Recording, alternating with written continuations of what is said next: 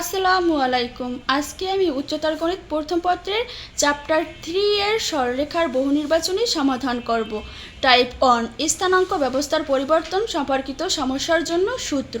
1 number, একটি বিন্দুর স্থানাঙ্ককে কার্তেশীয় থেকে পোলার এ পরিবর্তনের জন্য আমরা r সমান √x² + y² সূত্র ব্যবহার করব।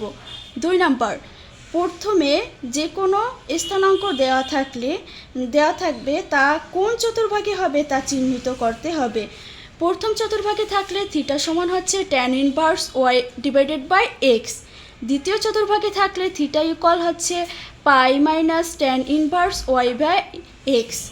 তৃতীয় চতুর্ভাগে থাকলে থিটা ইকুয়াল হচ্ছে মাইনাস পাই প্লাস tan ইনভার্স y/x অথবা পাই প্লাস tan ইনভার্স y/x।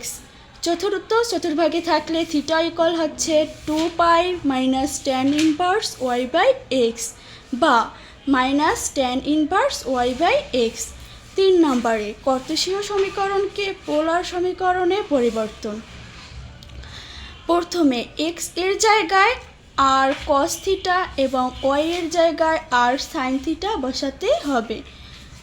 দ্বিতীয়ত x² + y² এর জায়গায় r² বসাতে হবে। 4 নম্বরে বিন্দুর স্থানাঙ্ককে পোলার থেকে কার্তেশীয় পরিবর্তন। x সমান হচ্ছে r cos থিটা, y সমান হচ্ছে r sin থিটা। 5 নম্বরে পোলার সমীকরণকে কার্তেশীয় সমীকরণে পরিবর্তন। প্রথমে r² এর জায়গায় x² + y² বসাতে হবে।